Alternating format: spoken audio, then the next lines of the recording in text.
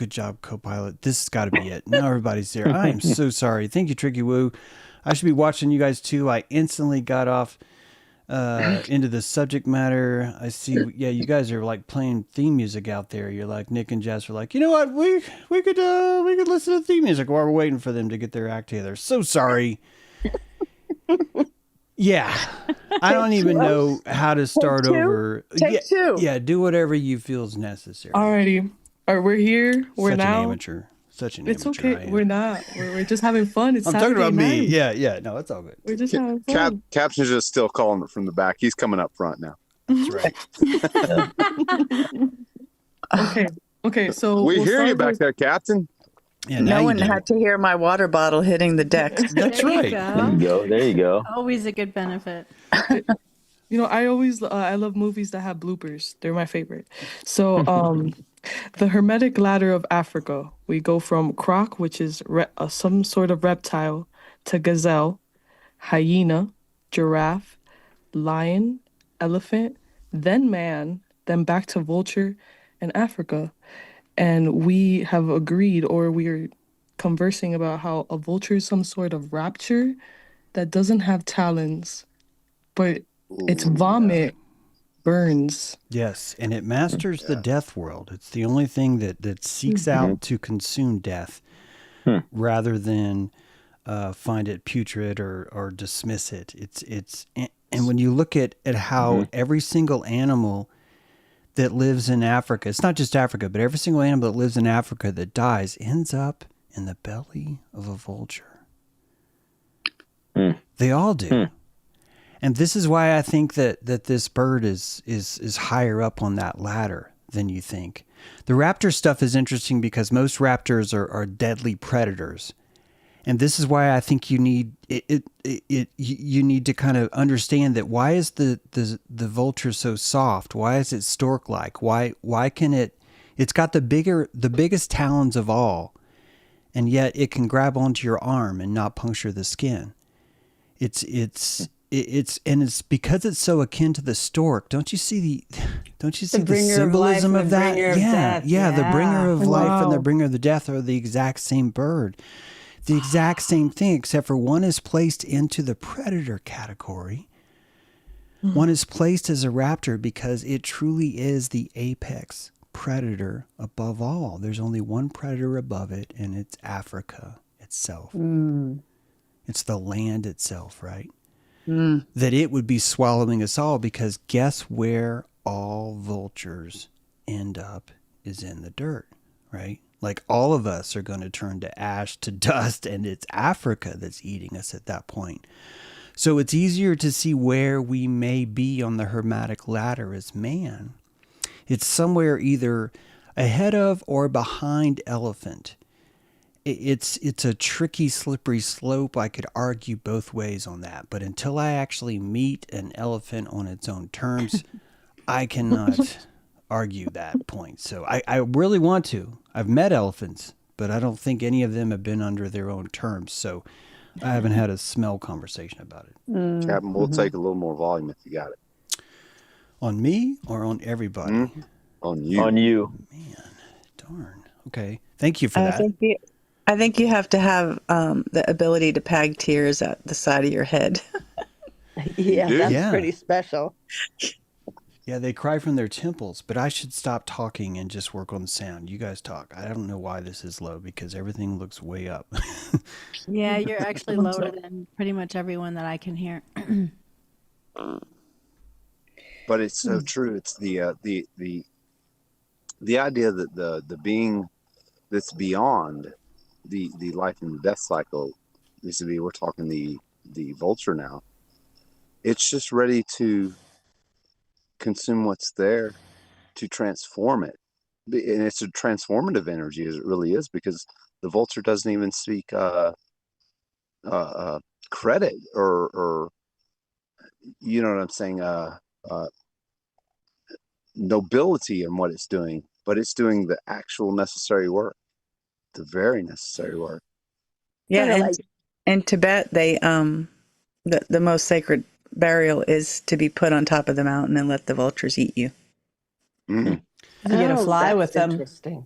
And you're left with just raw bones, and then your family comes up after a couple of weeks and just picks up your bones.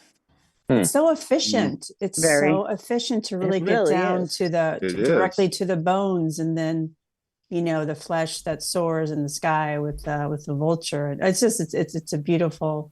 Yeah, it's beautiful. I'm envisioning it. My body being eaten by vultures, and then there's my skeleton. Yeah, and then it's hauled down the mountain. It's technically little plot of earth. It's the and your peaceful whitewashed predator. It's the only been brought back. It's the only predator your essence of the bone.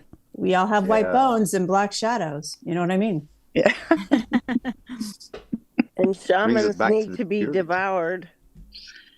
Dark shadow.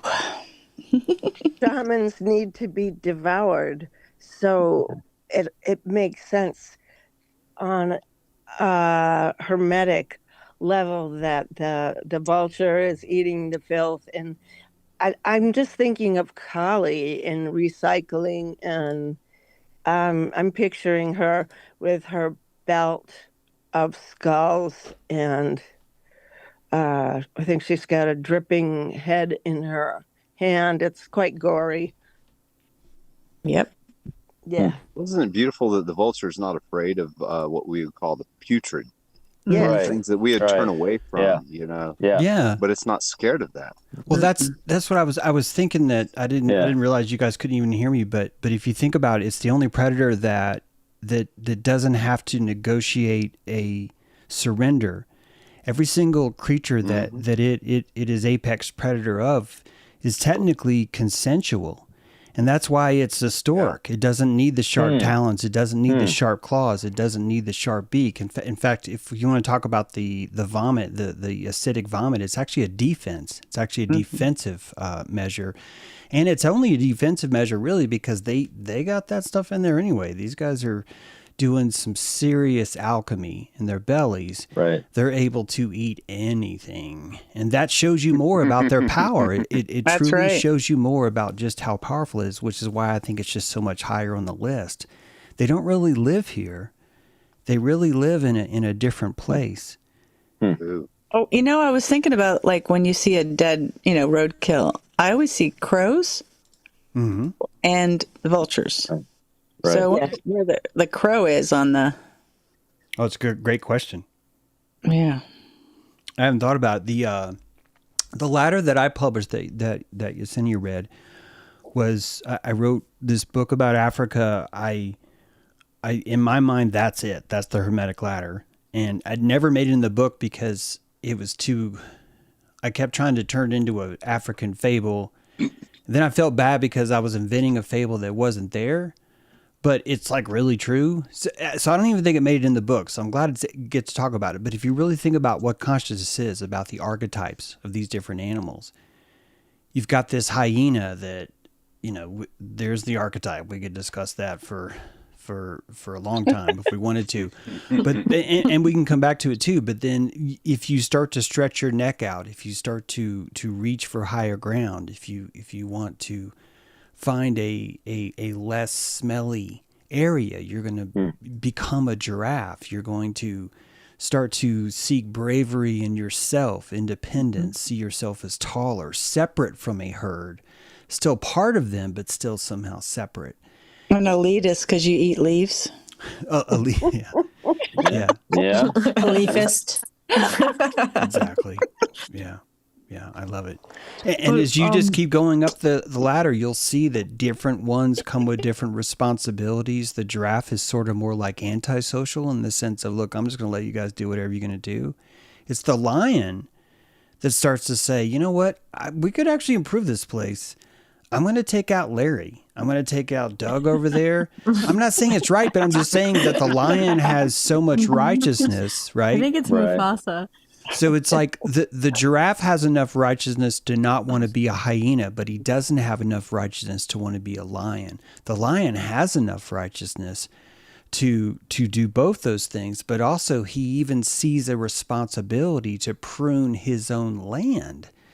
So the predator is the pruner, and that violence comes from a kind of righteousness. What you and I see as righteousness now really is just a same octave of violence in the animal world. It's a kind of superiority or predator, civilized predator complex that we have now in our work environments, in our community, in our government. Jesus, man, things have been happening this week. Show you who's predator, Crazy. which deaths you have to mourn, which deaths, if you do not worship correctly, you're going to go down too, right? So all of the schema are here. And really, I think what's causing so much pain in the world is this concept that we're all equal, instead of this concept that some of us are giraffes, some of us are hyenas, some of us are elephants, some of us are lion, right? You know, I've never seen a giraffe get taken down by a lion or a pack of hyenas. It's like the gazelle. That's a fast animal. How come they go for that one instead of a giraffe? That's kind of lopey. Yeah. Usually it's easy predator. It's because giraffe is not easy to take down. Yeah, they're really strong with their neck. They fucking bash the shit out of you. Yeah, I wanted to piggyback on Lori's question. Why is the gazelle and the croc below the hyena? So each of these, I don't mean to answer it. We can just discuss. I can just shut up too. But I'm just telling you why I put it there. I was answering the affirmative. It's so crucial in Africa. That animal is a lot more frequent than I think a lot of people that vision Africa even think about. But when you look at all creation stories, you have this base level of expertise. If you think about what makes the alligator, or the crocodile, I should say, interesting is it's prehistoric. It's mastered its reptilian ways to the nth degree, to where it's perfected itself, and there's nowhere else the cold-blooded nature of who it is can go. So it's that cold-blooded nature that I think that really puts it in that, you could call it a lower rung, but it's really just a different frequency, isn't it? It's a frequency that requires a cold-blooded mastery. So each of these ladders, I think we're flawed if we think that the hyena is a bad ladder to be on. I think it's good that all of us are ashamed of it, because God forbid we're doing what Stefan was doing, right? And like sticking our tongue further up the stuff. So it's okay for us to shame the ladder rungs, right? But I want you to know that technically all these ladder rungs are masteries, aren't they? The hyena is a master of that vibration of having this many calories. This is the optimum way that I live, and it's beautiful. I know I give it a hard time all the time, but hyena can take it. It's one of the few archetypes that literally, just like you saw with Stefan, I can tell it what it's doing. I can show it how morally incomprehensible its behavior is, and all it can do is smirk and laugh. It just doesn't have the frequency for shame. So why would it use it?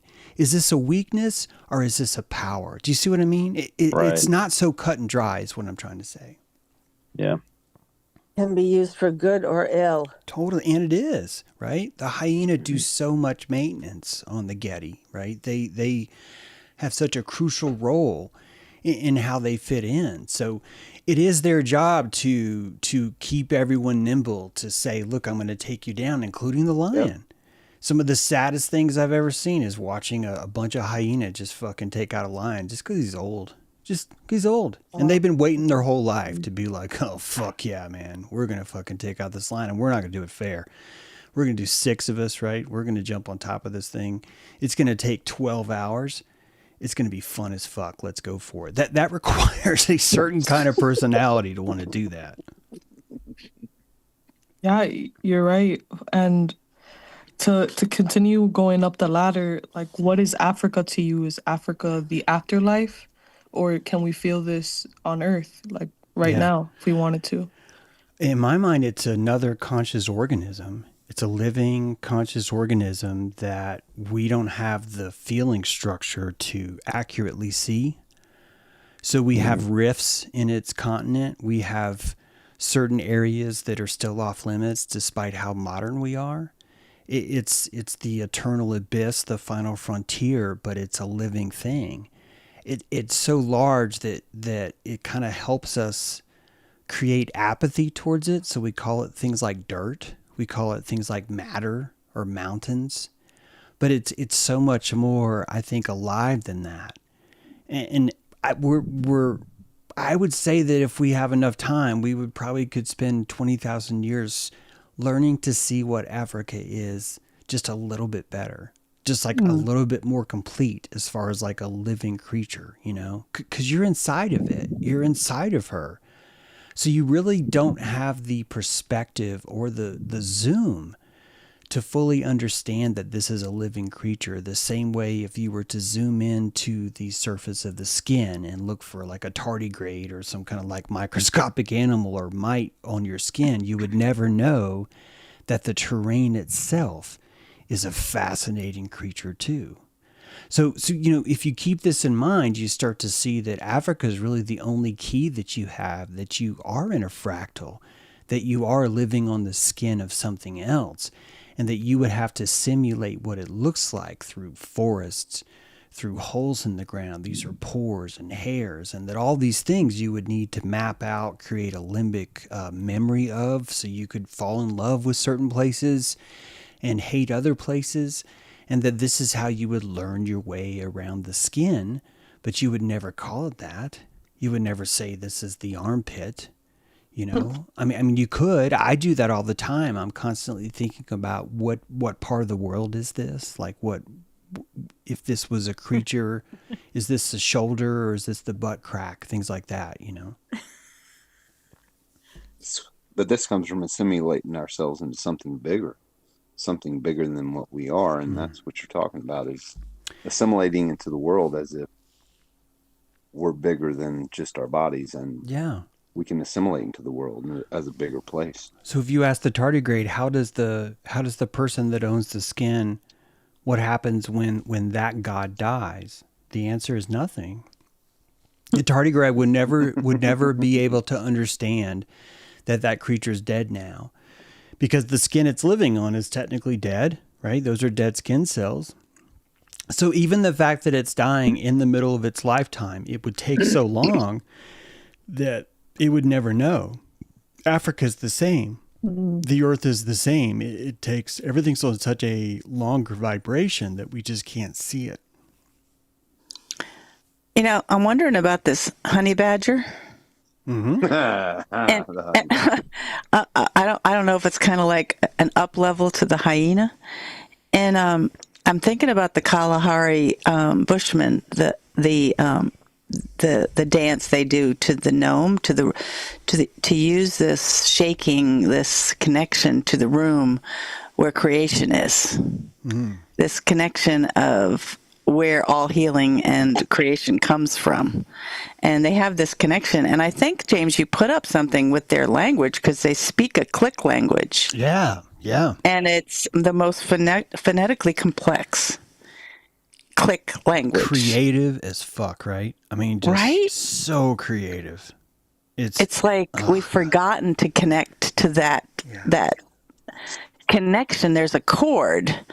You know, I guess you could say the closest thing that we have here is like maybe lucid dreaming. But they do it in a trance state, like around a fire, for this to connect to this gnome. Gnome. I don't know how to exactly say it. But I was just thinking about that level of living in that kind of culture where you know there's a predator, and it's in the dark looking at you. It's there. That's how Africa is. Yeah. It's so paradoxical. I have a friend who comes from Rwanda, and most people know that there was a genocide there. But she said to me, I wish you could see my country. It's so beautiful. And paradoxical. And how hard it is to see something that we project from, we don't experience it directly. And that's the whole thing. Experiencing something directly is really the only way to really understand it. And so much in this world we project into what we see as to what someone tells us they experience. And the biggest disconnect is not wanting to put ourselves in someone else's shoes, not wanting to understand what that experience must be like in that regard, and just project it through what we experience. Yeah. You know, we live in this age. I have a friend who's in Africa right now, and she's sending these little audios and videos, and the birds, the sound of the canopy, just an audio of the singing, and the joy of living in a first world country. It's a first world country, and we've forgotten our connection to the first world. Totally. You know? Yeah. But isn't that amazing how sometimes we can sit here and think that, and again, project onto what people must be feeling in their state of what we perceive as lack, and we can live in our situation and have all our needs met and still feel lack. More lack than they would feel, yeah. Right, because we're not primordially connected to the essence of just the true of the. And isn't that how a predator would think? Like, per se, like out of survival, out of the lack, the need to fulfill a lack. So predators aren't so bad after all. Exactly. You know, we've In the been raw a predator. State. Yeah, we've been a predator from one time to another. And that's what this ladder consists of, is just different types of predators that have mastered different skill sets. Yeah, in fact. Yeah, that's why Hyena is so awesome, isn't it? Yeah, because it's an octave. See, we are just like Lori was saying about the first world, or third world versus first world, where it really should be the other way around. But anyway, the point is that it's an octave of each other. So the hyena is just as alive in the first world as it is in the third world, isn't it? Yes. But in the first world, it is more complex. It's still a hyena, but its octave is higher. Do you see what I mean? So it's twice as much, 3 times as much bandwidth, still hyena. Now we have those everywhere.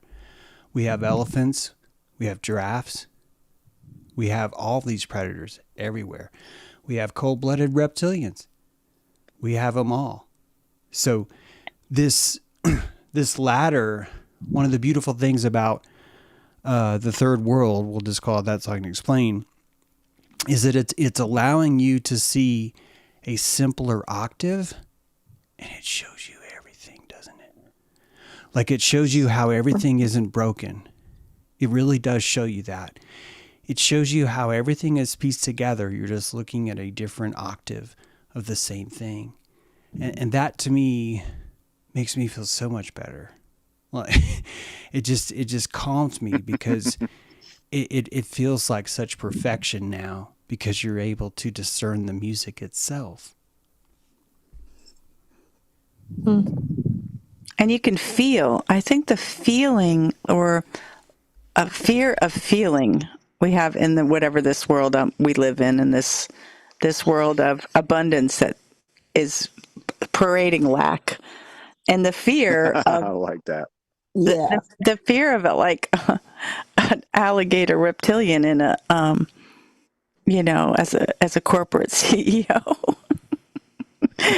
and you're like sitting in the room and you're like, I don't feel safe, but this looks like it's a safe.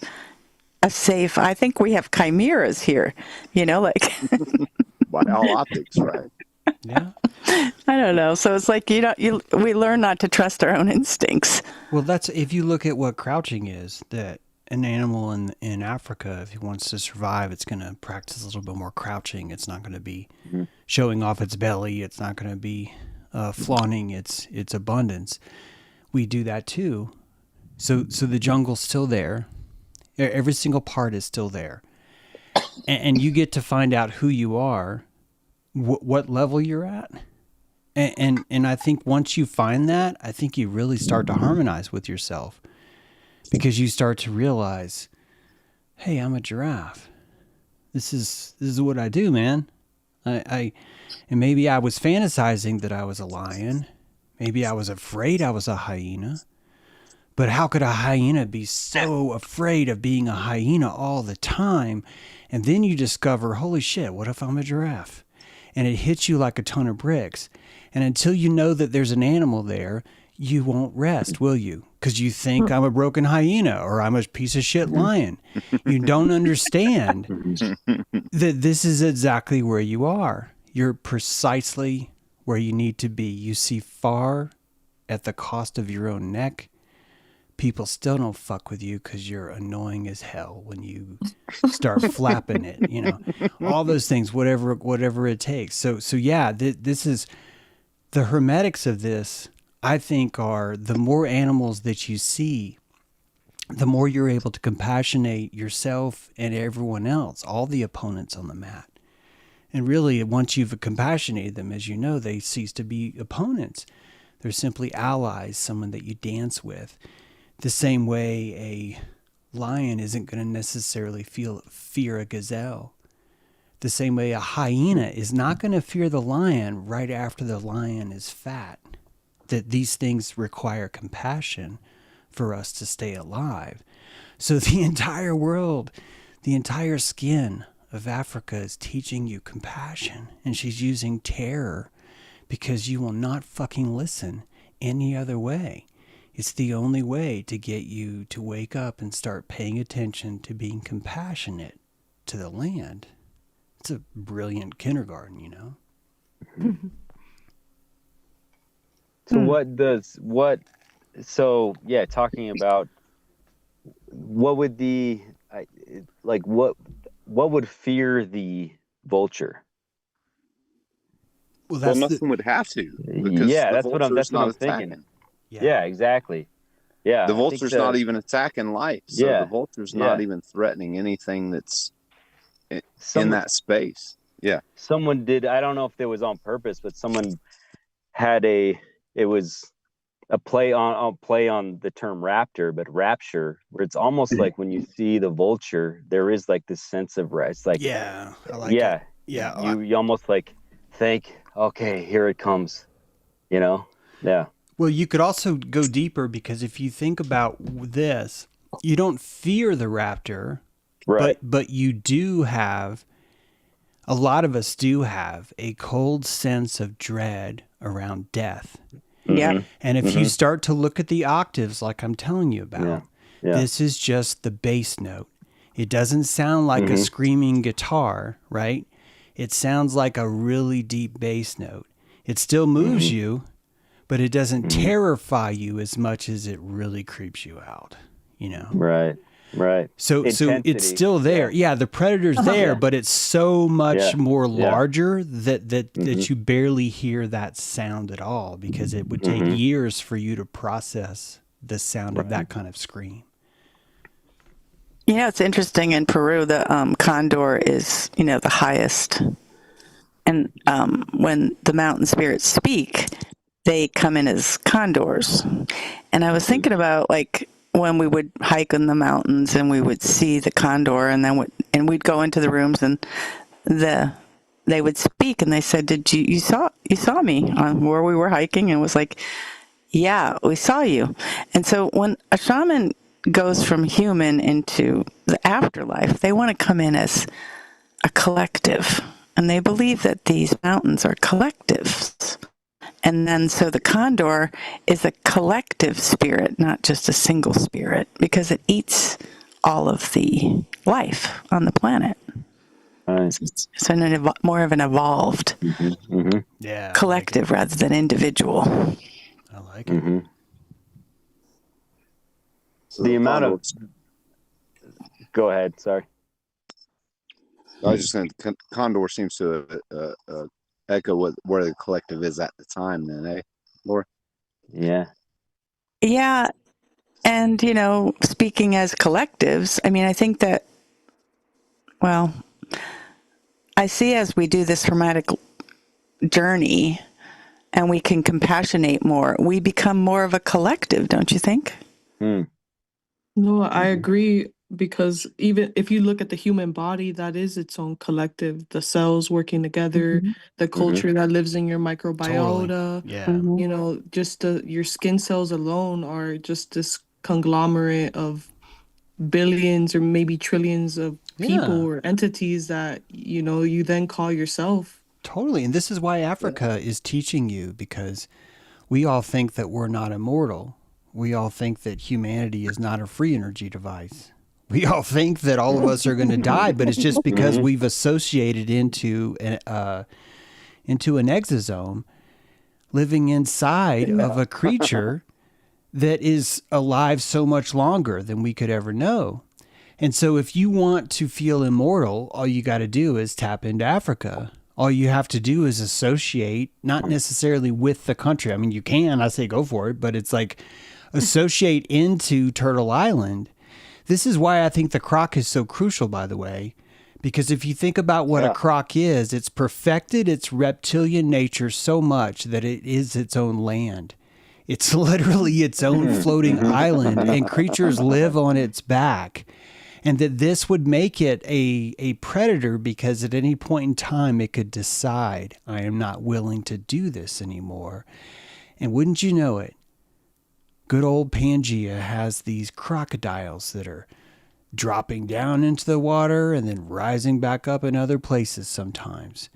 That we even have that eternal quest for you better figure this out. You cannot sit on this back forever. The same way the hyena tells the old lion it's time to go, right? So the entire system is constantly making you prove yourself simply because there's only room for so much here. And you can have another, it's like you're still helping by being salt.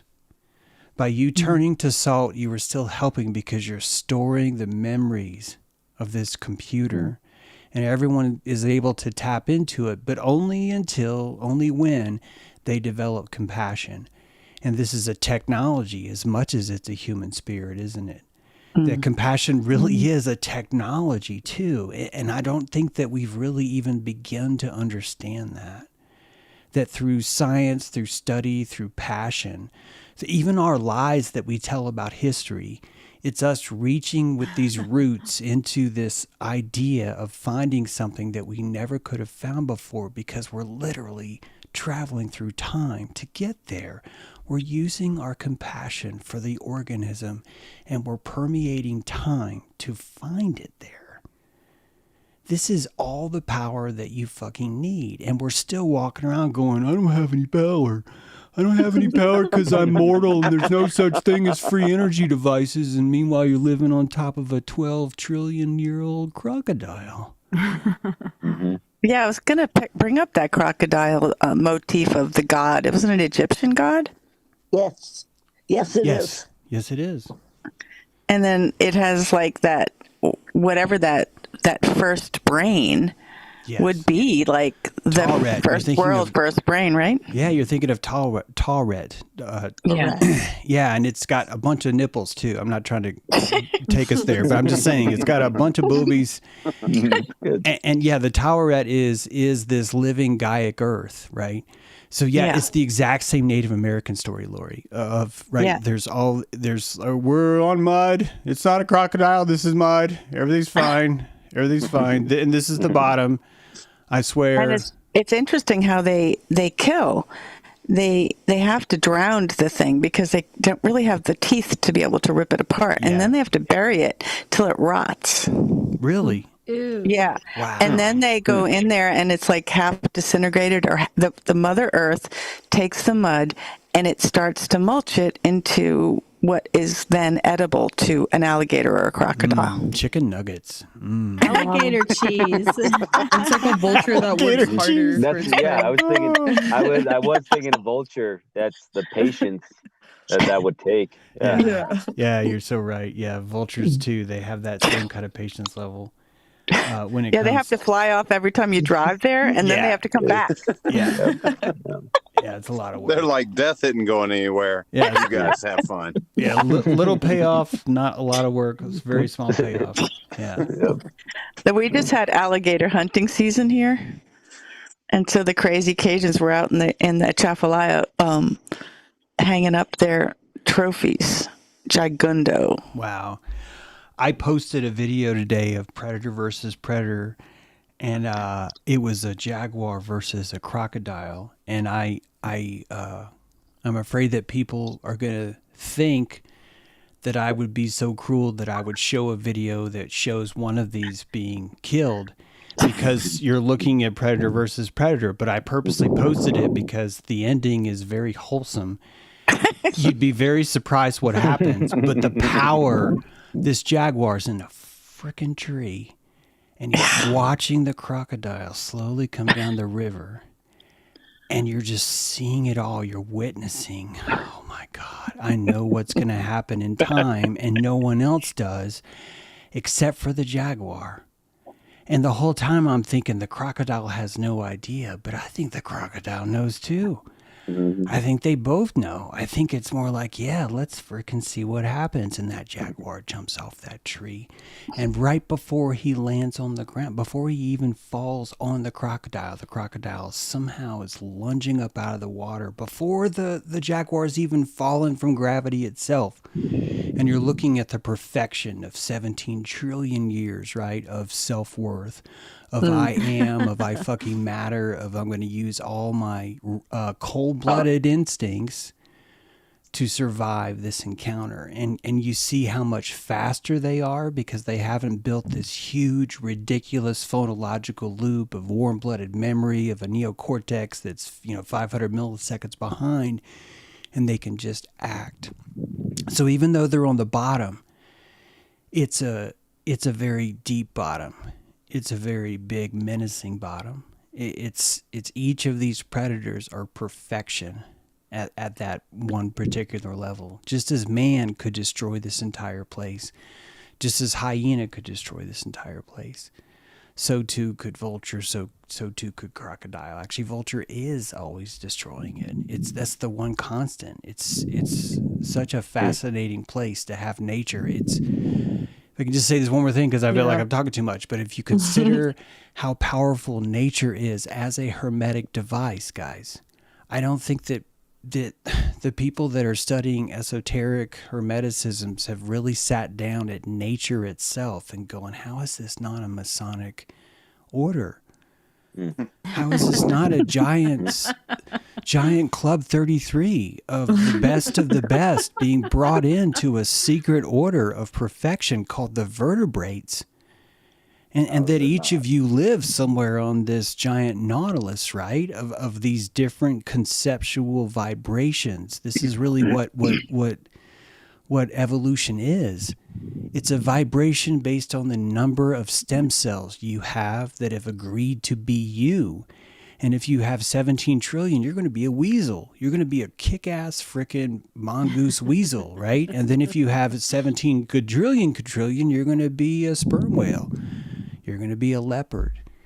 You're going to be a water buffalo. And all these are creative magic. It's magic on a cellular freaking level, guys. And the chimera is coming, Lori. We are sprouting wings as we're talking. We're growing tails as we're talking. We're growing genitals as we're talking. We're growing them so fast that we're cutting them off. We're growing them so fast that we're killing every feeling we can with a soldering iron and trying to cauterize the wound and insist you don't feel a fucking thing, man. Yeah, it's like the distraction on the hermetic ladder is the battle of archetypes. Like what the stories that you guys were indulging in, it reminds me of in the Everglades in South Florida, there's like now a new invasive like green anacondas, and this has been going on since like 2012.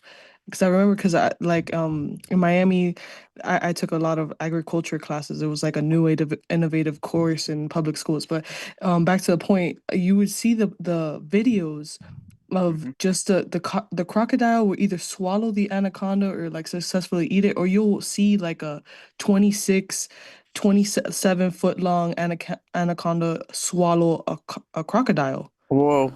And like you could look it up online. There's like a whole war. It's been going on for over a decade now in the Everglades of the crocodile or the alligator versus the anaconda, which is very interesting. So seeing that, like kind of like what you mentioned before, the honey badger, it's it shows that there is some sort of like battle of the archetype of what will stay, but the characteristics are almost the same.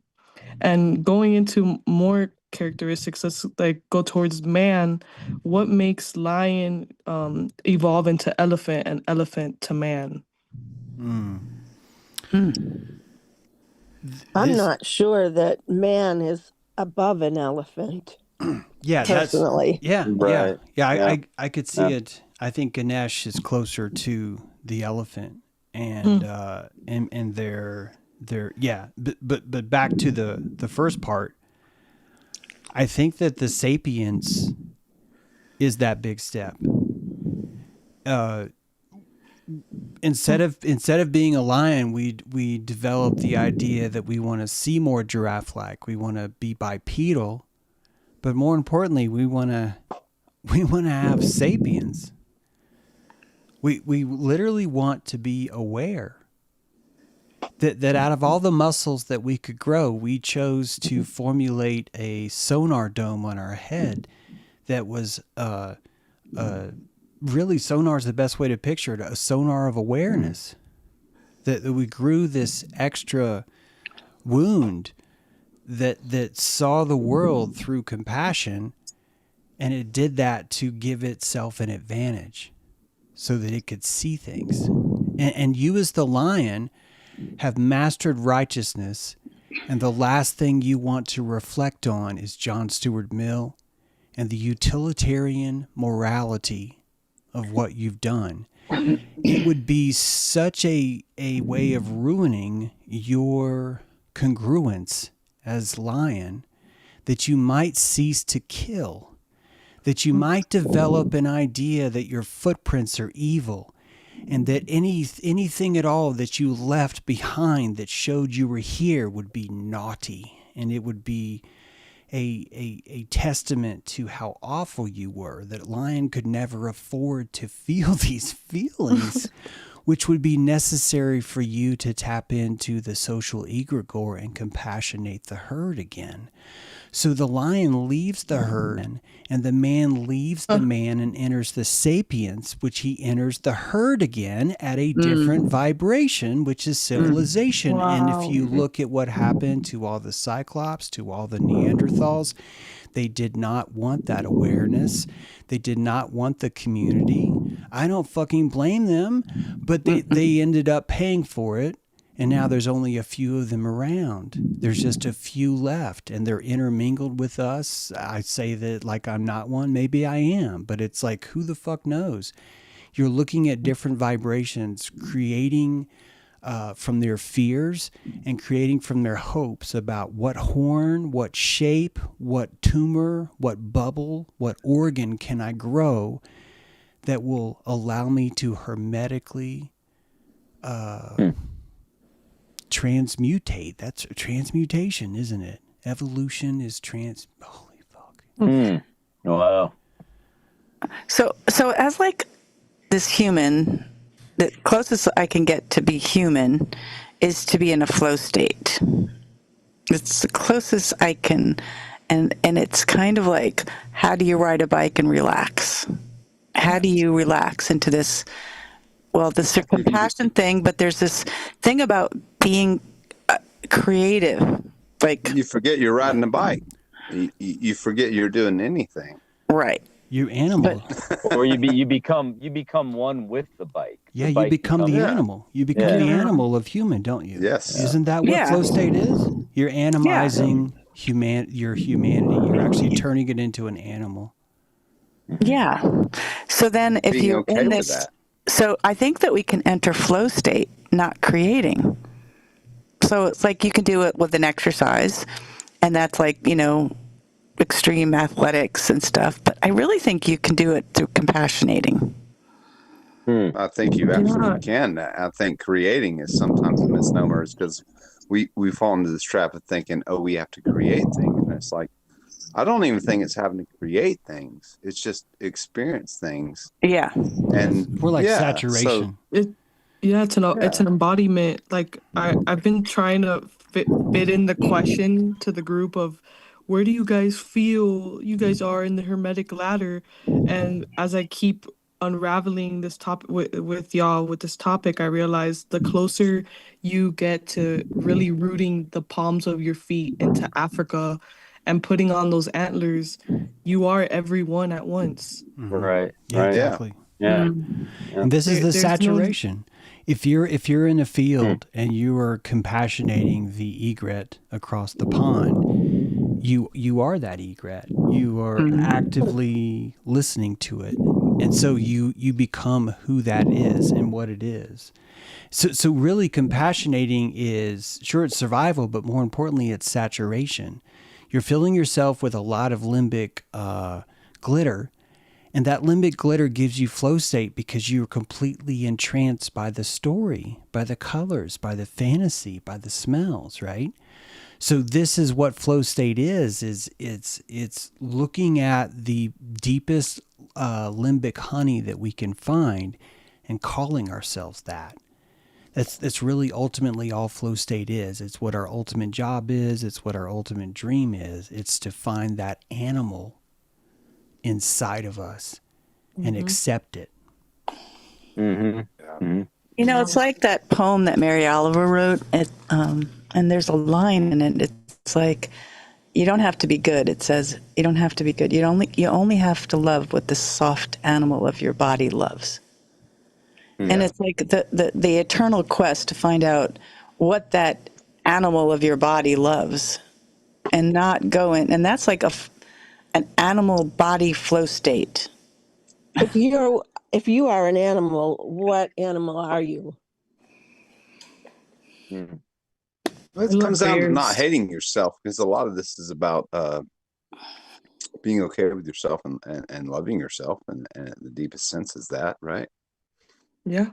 And anything we're feeling is not hating what we're feeling. And because when we talk about a hyena, for example, the only reason we can compassionate is because we've felt having been there, right? Right. So the compassion we're talking about is compassionating all of ourselves so that we're allowed to feel everything we feel and whatever we feel. And it really does show you what your animal is, because you look at the archetypes that you are activated by, whether in a shameful way or in a glorified way. I really glorify with a giraffe. I really do. I've had people that say, "You're a lion, James." And I've literally argued with them. It's like, you don't know shit. You don't know shit about a lion. You know? And do you guys ever feel your body like it's an animal? Do you ever feel like your legs are more animal than human? I'm a horse. I have a very active horse that is my spirit, and I ride, and I am the rider and I am the horse. So I think when you can get into that, your bones really, and how animals are so graceful and balanced, and so are we, you know, when we learn to use our body in all ways, you know, each vertebrae has 6 degrees of rotation. And you have to imagine how much rotation you're getting out of your vertebrae. And animals don't second question what they are, right? Only we do, right? So to your point, Renee, it's like what you're talking about is just feeling what we are and not second guessing it, just like an animal would, right? Yeah, or you were actually, there are animals that do second guess themselves, but it's at a lower octave called camouflage.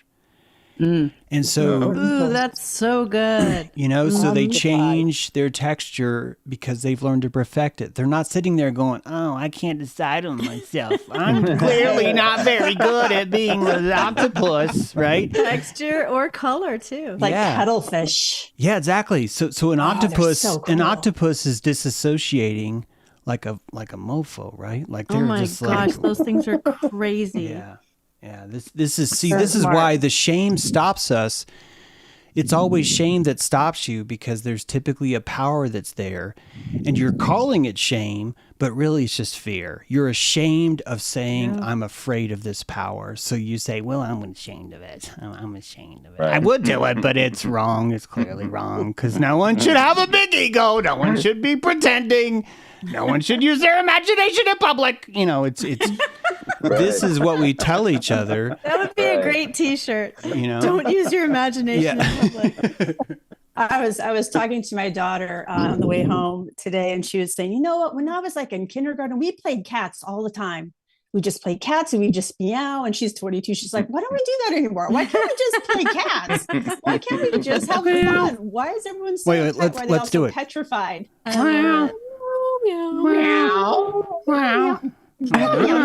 My cat's looking at you like, what is going on? That is so funny. My grandchildren love to play cat, and I had to play that. I was always the human and they were the cat. So I had to pet them like a cat, feed them like a cat, put the food on the floor, put the water on the floor. It was like they really got into it. And I think that there's nothing wrong with like kind of like using your imagination, but like with the hyena, they're taking things. This is where I lose my shit. I lose my shit because of the pontifications. And they think that they know stuff, but they're getting it all from not themselves, not their own personal experience, from some kind of collective. Regurgitating. Yeah, it's a form of regurgitation. And regurgitating.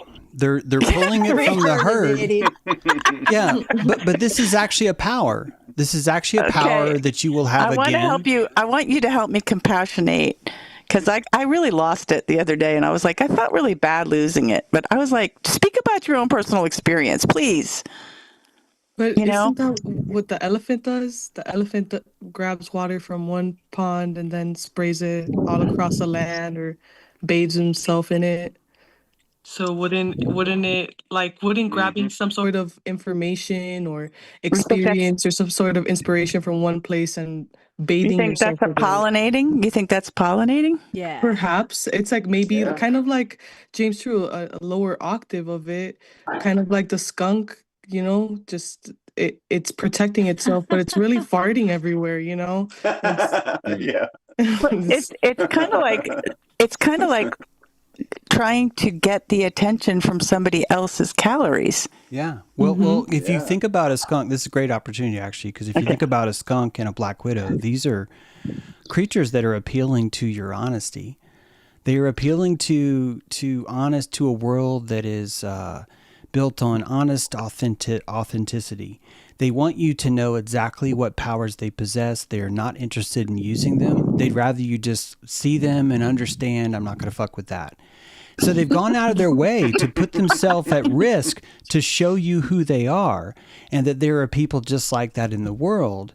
And it's interesting that we treat that kind of authenticity with brutal terror, that we are most terrified of those things, when in fact, those are the ones that you're going to find are typically going to leave you alone because this is what they want. They're vibrating that. They're telling you that. The same way with the frogs that are advertising themselves with spots. The same way Queen Anne's lace purposely places that one dark spot in the middle of its flower to warn you, man, you don't want this. So true. You don't want this. So even this dissociative state, even identity itself is a kind of wing. It's a kind of feather on the back of who you are. And this is probably why we value actors more than anything else, because these guys are exercising all of their feathers at once. So we pay them the most money because ultimately they are showing us how to be this velociraptor that's reptile wrapped in feathers, an ancient machine living in a modern world. And it's trying to be tame, but it's also wild at the same time. This is what someone looks like when you're wearing a suit. It's an ancient monkey wrapped in threads. I don't know. Most of the actors I know are more like hyenas. Well, I would argue that if we were to become more powerful, we would necessarily become more hyena, but at a different vibration. Right. It would be just as terrifying, if not more.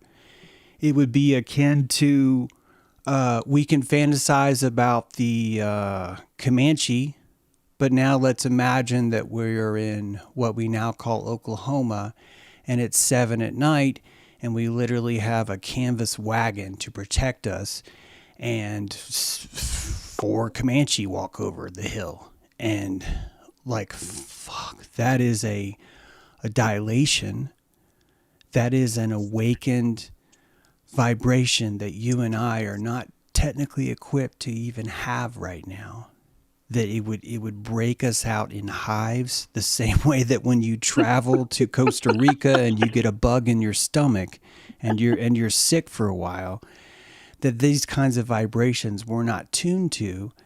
And so we lose skills and gain skills the whole time, depending on how tepid we want our civilization to be, which is why I was saying earlier, it's really not a flaw that the hyena, if you want to compassionate a hyena, he's just tapping into his herd, because the herd has decided we will lower our sense of self because we can gain benefit through mutual disassociation, right? And this is one of the most popular tricks in nature. Herd intelligence is everywhere. It's crucial. And we have it too. We've even watched the downsides. And isn't that interesting that COVID-19 told you that maybe you don't want to be in the herd anymore? Would having a symbiotic relationship with a hyena be possible? And how? It's such a great question. I think as long as you understand you're a giraffe and they're a hyena, I think you can have a symbiotic relationship, but you owe a responsibility to maintain the difference between them. Before I was a stronger giraffe, when Stefan came in and did what he did, I would feel that I was necessary to accommodate him the entire time, that no matter what he said, I would show that I can emotionally be stable, because the hyena values non-emotion as a sign of strength, don't they?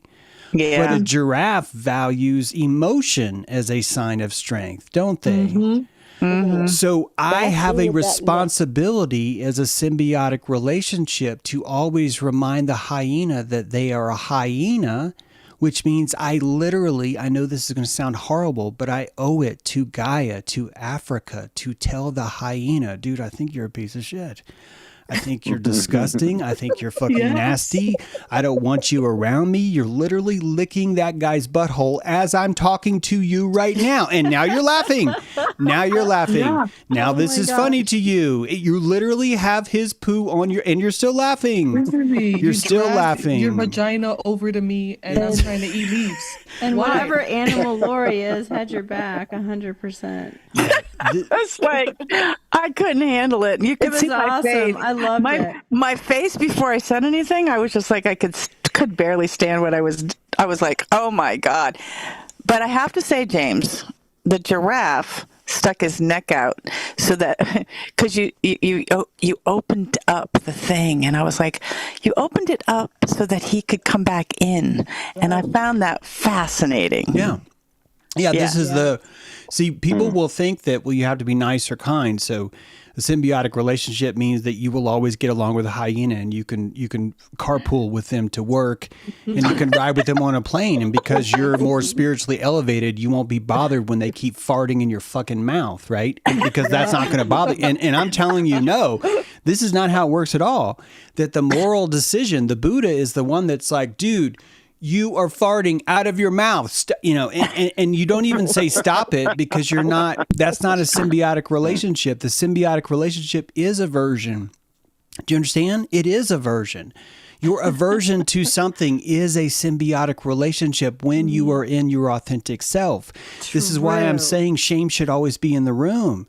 It should always be in the room. We're trying to teach you need to get rid of it, but if it's always in the room, you know who you are, because you understand your boundaries, because you know, look, I'm not going to lick this part of myself. I'm not going to lie. I listened to Lori, and then I listened to you, and then I realized he disappeared, and then I was like, wait a minute. Who did that? And I looked back and I was like, James did it. And then you confessed a little later, because I was like rewinding going, oh, thank God he got rid of him, because it didn't bother me, quite frankly. I don't get bothered very easily. But, when I saw him light up that cigarette, like he had just done his little, like, I was like, he was doing an after sex move, wasn't he? It was like Lori, a male Cruella de Vil. I was like, that turned him on. For James to do what he did.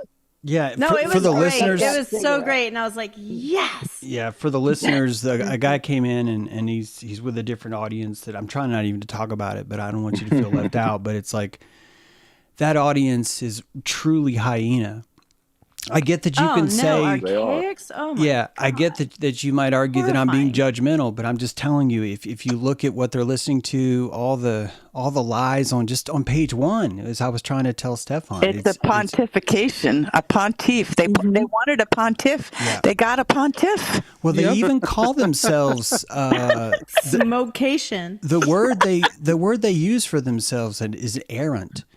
And this is literally one who wanders wrongly. And so this is, guys, this is hyena. This is spiritual. At least we're animals. This is spiritual hyena. And in order for you to have a symbiotic relationship with it, I think that you need to establish how much of it you find acceptable. And this is what I see when I look at people listening to the AP. Or just stories from Washington. They keep listening to the same stories, 100%. And the only thing stopping them is their own self-respect. The only thing stopping them is like, well, wait a minute, I'm literally listening to a hole in a tree, and I have no person on the other end that I can hold accountable for. I can't check anything, and it keeps lying to me. That's all it does is lie. This is a very special kind of weakness that you are showing yourself by tapping into that message, which is why I think it's so beautiful that we are so susceptible in public like this, and yet still people don't notice. It's one of the biggest clues that this is a conscious farm, because no one can be this clueless for that long, 24/7. They would have to be unconscious for them to be hyena for this long, right? And you would need a steady, slow supply of conspiracy and psychological operation, the same freaking way a lion will psyop a herd of hyena when they get too close to what the lion considers, this is my grooming land, this is my land that I like the most. That the psyops will continue until your self-worth improves. It's not about being smart. It's not about seeing the truth. It's about finding a posture that tells you I'm fucking worth more than this lie. I'm worth more than this hyena.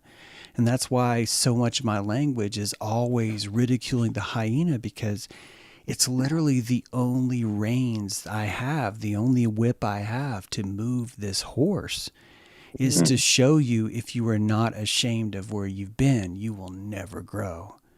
So find the hyena in you, and we will get to Giraffe. Find it in you, and we will get to Giraffe, and we will find, I don't know what's going to happen next. Giraffe has a lot of amazing skills.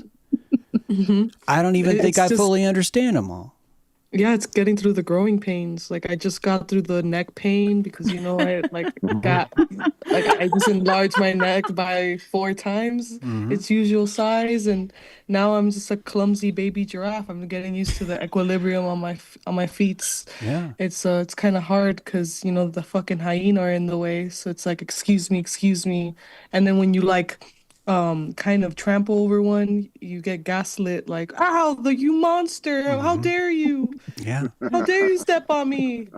Yeah, your whole journey at work is so perfect, showing that hyena movement and how you really have to ask yourself, is it worth it? But then you also try and go back and lick a little hyena ass, and then you're like, oh my God, there's no way I can do this. and you... That fear you have, the rebuke you have, the few times that you felt alone, Yesenia, lately, right? When different things have happened, like different things have come up and you've sort of had to stand alone in your power. That's just normal giraffe stuff. That's just like, that's a giraffe in the dawn. Good. And I want to tell you something. I don't want to ruin that for you, because it's not that it's always this hard.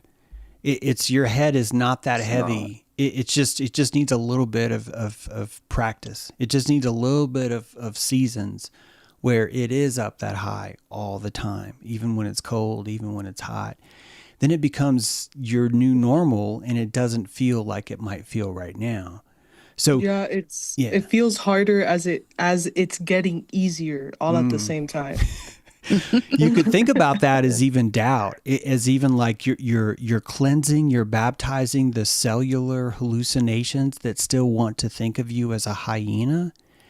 and that those cells are just lacking a little bit of your association into them.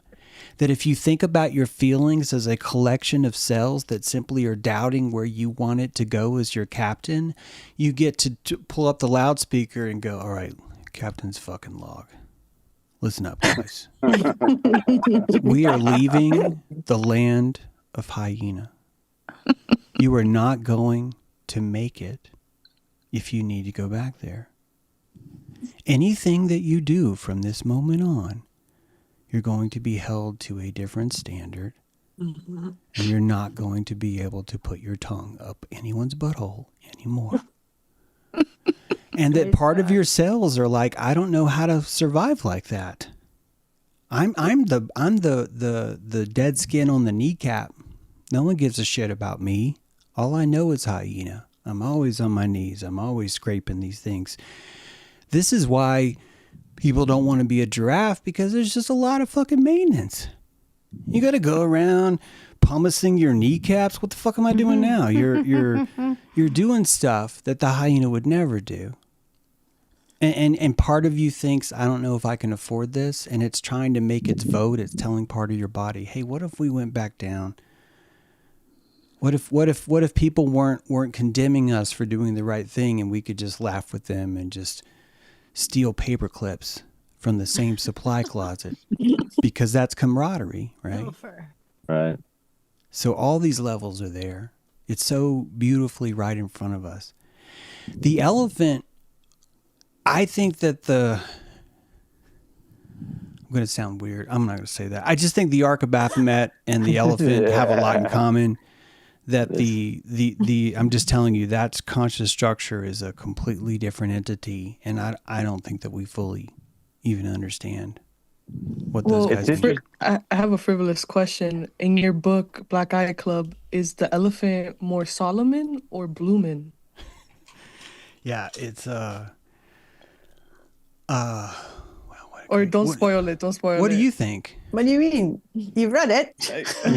But I mean, for the audience, don't spoil it for the audience. Yeah. Someone in this room spoiled the ending for me. How rude! Did I spoil the ending for you? No, Brad did. With I remember Brad did that. I saw that. Gag, Brad. I didn't do anything. Yeah. Yeah, you know. I feel like Bloomin' is more it would because I'm so confused. I don't know yet. I think ultimately maybe not necessarily Lita, because Lita was more horse-like at this point, but she was heading into that elephant state, and I think Lyra is maybe more that. And Bloomin' is man, that guy's just a tragedy. He's not really an animal as much as he's someone that got eaten. He got eaten by a woman that he loved that died. He got eaten by a world that every single time he came up with an answer, someone fucking made him pay for it. That every single time he saw what was happening, people made him pay for it. I don't know what kind of animal that is, you know? I don't know. It's a good question. It's hard to even look at Bloomin' as even a real person, because the entire book, he really was just in shock, wasn't he? Like, look at what the fuck happened. Yeah, he was like in shock. Like, he was still in the kitchen. He was still holding his dead wife's body, but he had the know-how to keep it alive. And then have you guys compassionated him? Like, what the fuck that was like for him to go through that? And now he's looking at a 20-year-old version of that. And she's hysterical. She's completely, just full of all of this passion that is just even beyond his capacity to even see it. And the whole betrayal of not even letting his wife die, I mean, just in my mind, it's just like, what a fucking crush. What a fucking journey, man. It's almost like he's an embryo. Or he again was chasing this projection of what he wanted But what so wrecked him was the fact that he wasn't actually seeing his wife. He was seeing what he wanted, but in order to project that to make that go on, it's like he was projecting something that wasn't real, and the realness of what she actually was what wrecked him. Yeah, even his own power was so... He created it. His power really was his own demise. Yeah. If the world could have told him no, if something could have told him no, but he had studied, he compassionated the world so much that he could go to hell and stop people from dying. But he never pictured just what a rape that would be. Just what a spiritual rape that would be. And then he's watching the rape victim of his dead wife. And he's operating on her brain because he's trying to fix her because she's got this epileptic problem. And then he thinks he solved it, so now he's champion again. His whole life is living with a ghost, a child of a ghost. A child of a ghost that has his fucking wife's memories.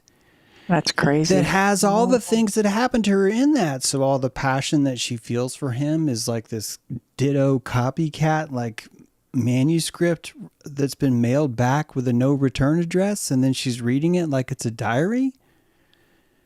And this is your memories. These are what cloned horses go through. Like, guys, I can't even imagine how fucking tweaker that must be to be a horse that's been cloned from the stem cell like that, right? That kind of cloning. I'm not talking about breeding a horse.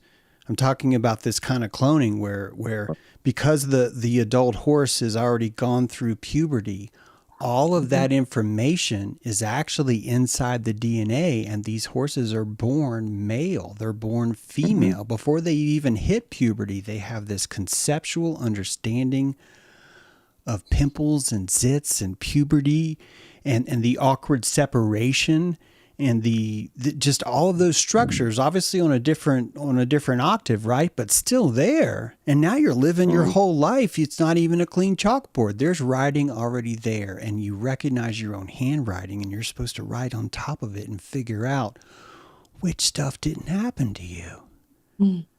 Like, this is fucking insane, right? And so when you put all that inside a hermaphrodite, and she's already gone through the epigenetic trauma of her dying like that. Now she's brought all those same memories are there. Yeah, she's anyway. That's brutal. I've tried I feel a sense of shame because I haven't read the book yet. No, don't feel that way. I've read the rest. I've read all the other books, but I haven't read that one yet. But I have been thinking about this where there's often times in our lives where we think, man, if only I knew then what I know now. But it's like it's impossible because you can't know that because there is this limbic knowledge that it's just like I just can't imagine like when I was in high school knowing what I know now. I think that would just screw me up. Like I can't. I agree. It would. Yeah. It's just impossible. In a way, it's the omniscience. You're talking about that same thing we discussed here, right? With the torture of omniscience. Yeah. Yeah, I think that it would be very painful until you caught up to the place where you died. So maybe a clone starts feeling normal if they outlive their original. Right? That the moment they outlive their, holy shit, what an experiment. The moment that they outlive their original, do they calm down? Do they have a different kind of gravity to themselves?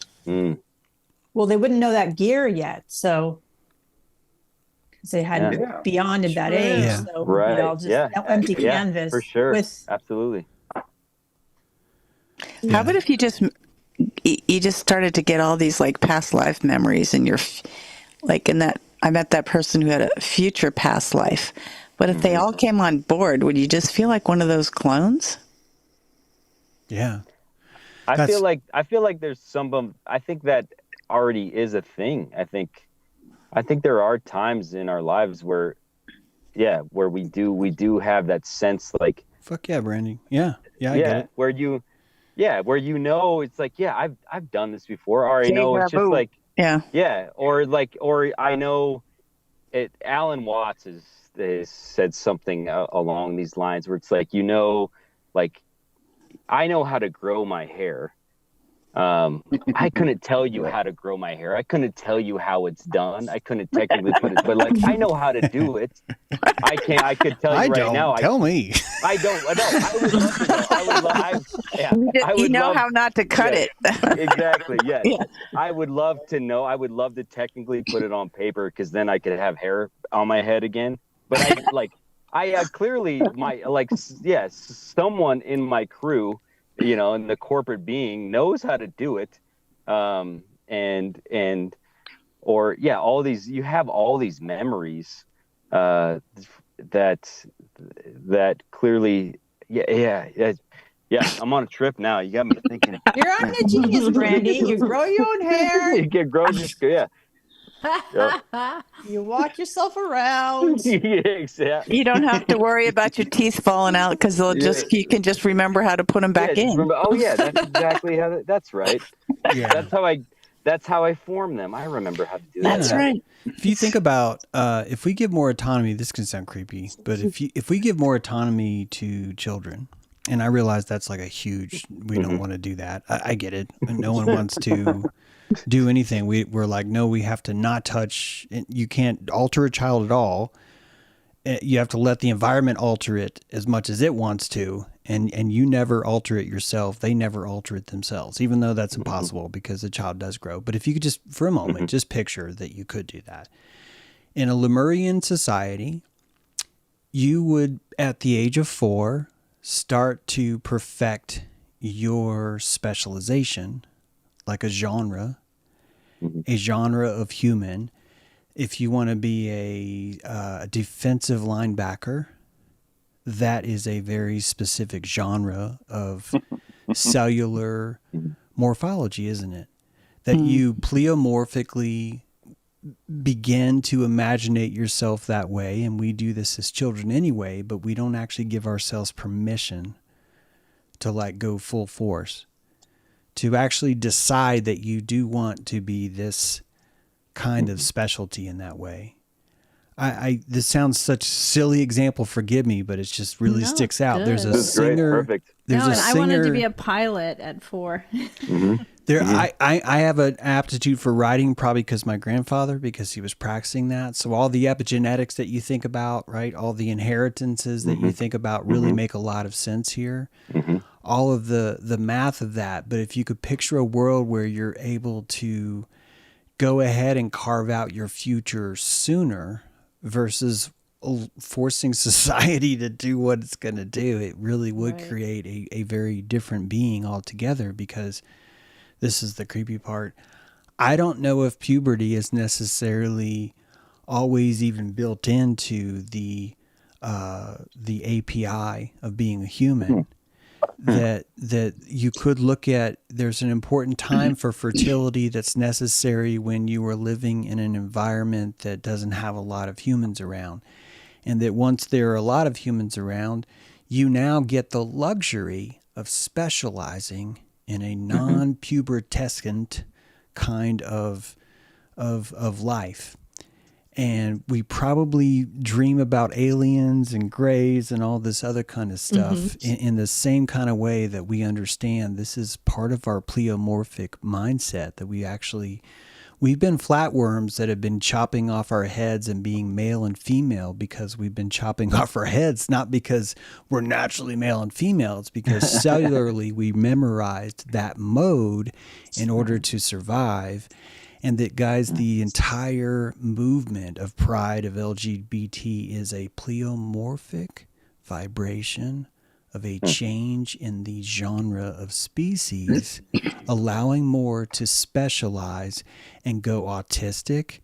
I'm talking go like empathic, in the milk, autistic, right? Look like savant level, milk immersed autistic specialization. And the last thing you're going to be able to do is have puberty and do that too. I know it's creepy as fuck, but it's also more sovereign and autonomous than culture allows us to even dream about right now. Yeah. Yeah. I get that. Lori talk. I'm sorry if I'm putting you on blast, Lori, but you talk about the rotten cheese that we feel attached to that we call culture, and I like how you compare rotten cheese to culture because, you know, given my background and I've written about it, how I come from Miami, like it's definitely a culture. And, you know, we rise out of that rotten cheese through that hermetic ladder that we just discussed. And on that note, we are landing. So it's time to remove our seatbelts and evacuate in an orderly fashion. Way to go. Wow. Reading minds, compassionating. Yesenia, you got us all excited and then you made us land. Until next time. Enjoy the cheese.